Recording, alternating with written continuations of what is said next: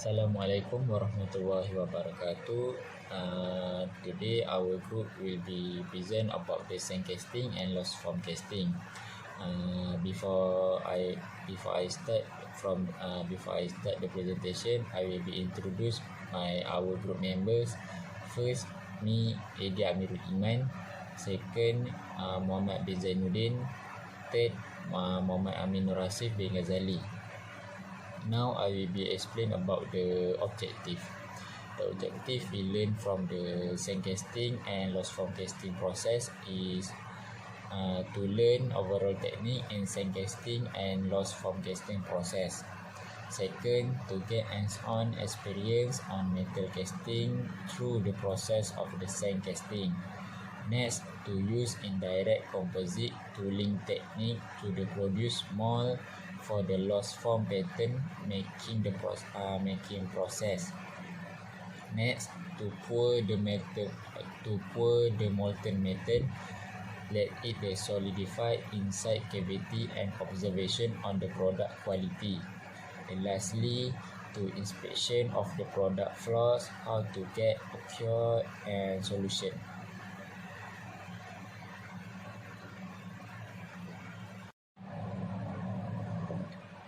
Next, I will be explain about the safety during the sand casting and loss form casting at the workshop. The first safety is we always wear the safety goggle and spec and thin clothing to avoid the injury during the workshop work. Second, make sure the floor in the molten metal pouring area should be clean of the all object. Next, use a safety suit when pouring the molten metal. And lastly, use an iron brush to clean the surface after the pattern hardened into the metal so that it appear neater and prettier. That's all from me. Thank you. Assalamualaikum warahmatullahi taala wabarakatuh. I am Muhammad bin Zainuddin will present about simple procedure for sand casting and loss form casting. For the first sand casting, we must place a pattern in sand to create a mold. Incorporate the pattern and sand in a casting system. Next, we must remove the pattern, fill the mold capacity with molten metal, allow the metal to cool. And lastly, we must break away the sand mold and remove the casting. Next, for loss form casting simple procedure.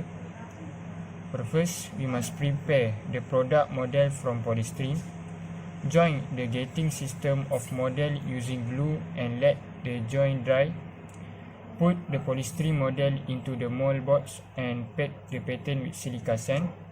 For the fourth step, pour the molten metal into the mold through the sprue. And lastly, we must allow the part to cool and remove the metal part from the mold. Now we are in final product for sand casting. For the first final product is gas porosity. These casting problems occur because there is an amount of gas contained in liquid metal but not in solid metal. Hence, when the fluid is cooled down, this amount of dissolved gas form bubbles that lower the strength, ductility and aesthetic of the casting product. For solution to counter this problem is ensure to design enough vent for sand mold and core to allow gas to get out. Second, use unrust, clean chills and dry tools. For lastly, apply properly melting and pouring process. For the second final product is run out. Because low precise mold design and improper flats, a toolbox to contain sand mold. For counter this problem is we must design a precise sand mold, reject unqualified sand mold before pouring step. Lastly, we must to choose high temperature resistant material for sand mold to prevent wear and tear. Now we are in final product for loss form casting.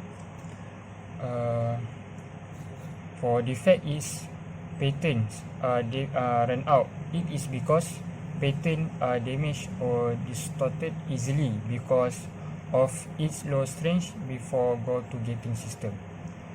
For counter this problem is make sure the material is in good condition and be careful when placing it in place to do the gating system. That's all for me. Thank you. Hello and Assalamualaikum. My name is Muhammad Aminul Asif. Now I want to present about advantage of sandcasting and loss form casting. The first is the advantage of sandcasting. There are many advantages of sandcasting and these are some of the advantages that I can list. First, sandcasting can be used for almost all material with high melting point. Sandcasting is mostly used to make workpiece using metals that have a high melting point such as iron and platinum.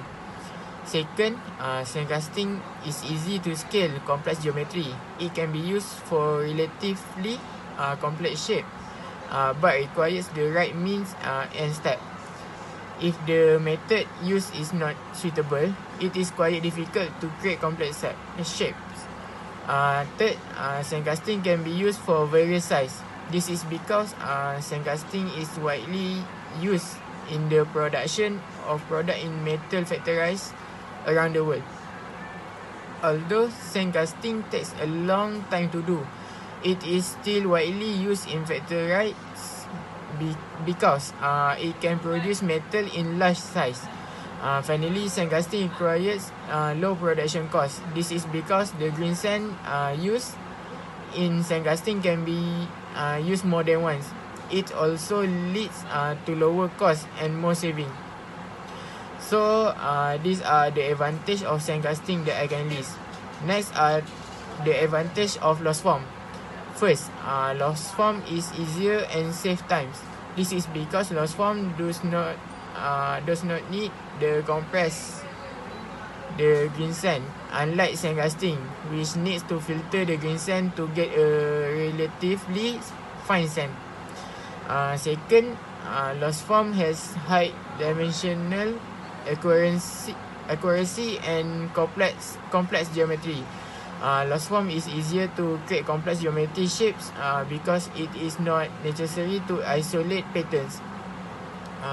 Third, loss form does not require a lot of manpower. Like the first advantage, loss form is easily done sandcasting. Therefore, loss form can be carried out even if not many manpower. Finally, loss form requires low production cost. This is because loss form does not require a variety of tools to do so. So these are the advantage of loss form that can be listed.